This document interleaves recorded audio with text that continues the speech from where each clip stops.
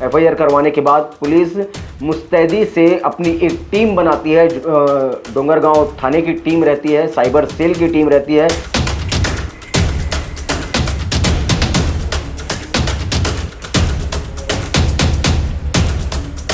यहां तक के पहुंच जाती है कि आलोक देशपांडे दिल्ली पे, भारत के दिल्ली में पहुंचता है, दिल्ली एयरपोर्ट पे पहुंचता है और युवती से, लड़की से पैसे मंगाता है। फिर इसमें साइबर की टीम टीआई विनय परमार और डोंगरगांव के टीआई उपेंद्र शाह दोनों संयुक्त रूप से अपनी सम्मिलित टीम को लेकर दिल्ली गए। उस महिला जो कि अपने शादी के लिए एक वर्ग की तलाश कर रही थी, एक युवक से जिससे बात की थी आलोक देशपांडे से।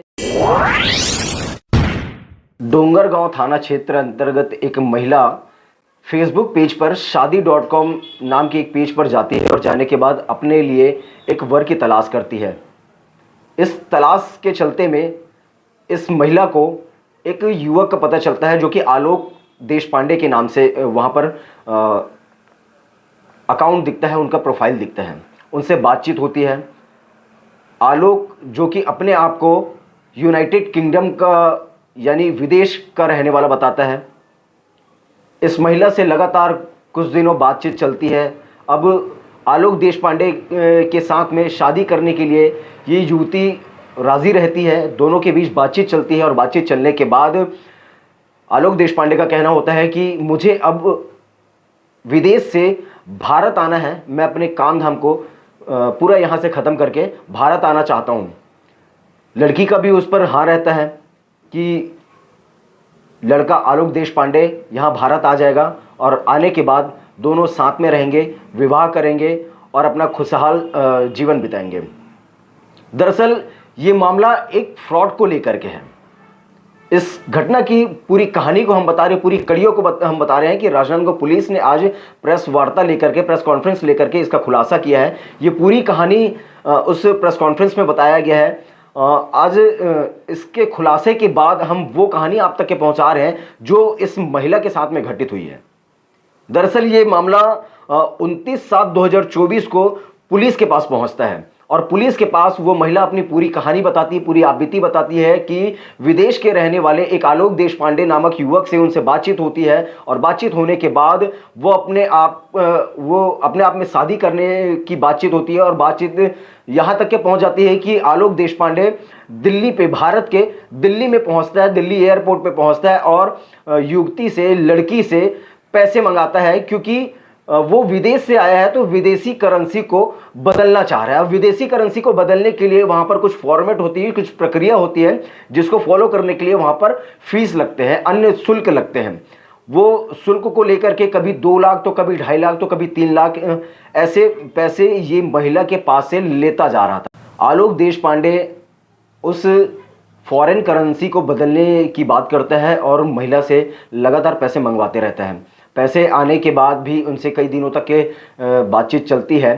फिर कुछ दिनों के बाद उस आलोक देशपांडे का मोबाइल नंबर बंद हो जाता है। अब बंद होने के बाद महिला लगातार उनसे संपर्क साधने की, उनके मोबाइल नंबर पर फ़ोन करने का प्रयास करती है मगर कहीं ना कहीं उनका नंबर बंद आता है। अब बंद आने के बाद महिला जो है अपने आप को एक ठगा हुआ महसूस करती है कि मेरे साथ कहीं कोई ठगी तो नहीं हो गई। इस मामले को लेकर के महिला डोंगरगांव थाने जाती है।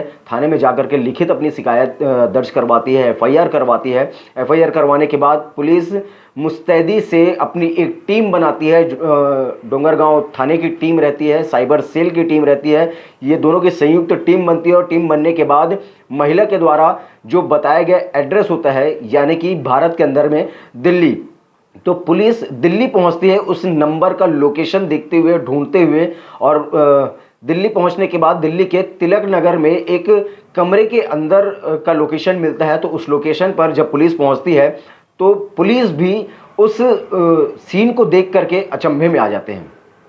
दरअसल जो आलोक देशपांडे नाम का युवक है वो आलोक देशपांडे नहीं बल्कि जॉनसन सेमुअल है जो कि नाइजीरिया का रहने वाला है।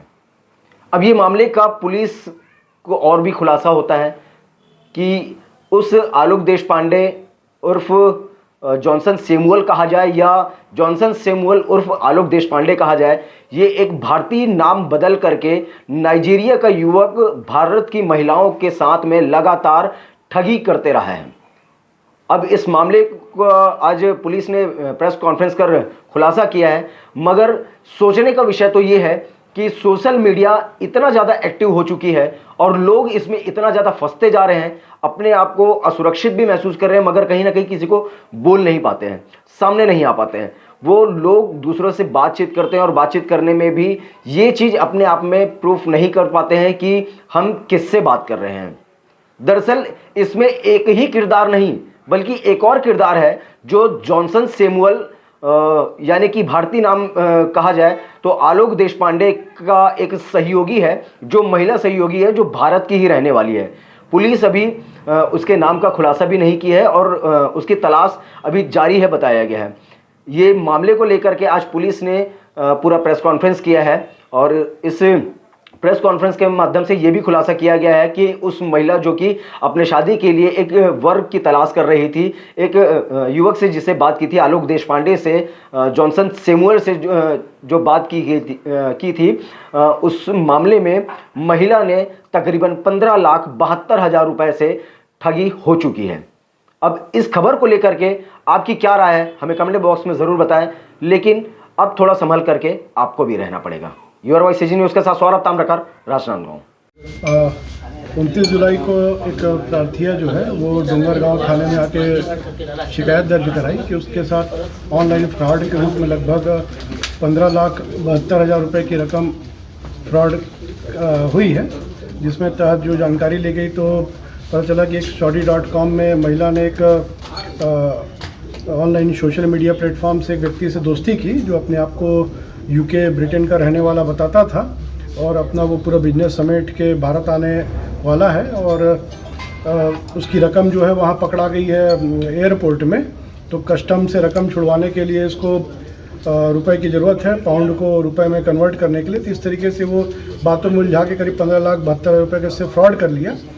टेक्निकल आधार पे जानकारी इकट्ठा की गई और साइबर प्रभारी और डोंगरगांव थाना प्रभारी को जो इनपुट के आधार पर दिल्ली भेजा गया, जहां पे व्यक्ति तक पहुंचा गया। तो ये व्यक्ति नाइजीरियन निवासी है, जॉनसन सैमुअल। इसको गिरफ्तार किया गया और इसके पास से एक लैपटॉप और 4 मोबाइल बरामद हुए हैं, जिसमें ये न केवल पीड़िता से बल्कि अन्य महिलाओं से भी लगातार संपर्क में था और कई महिलाओं को फ्रॉड का शिकार बनाया है। वर्तमान में इसको गिरफ्तार कर लिया गया है और जेल भेजा जा रहा है।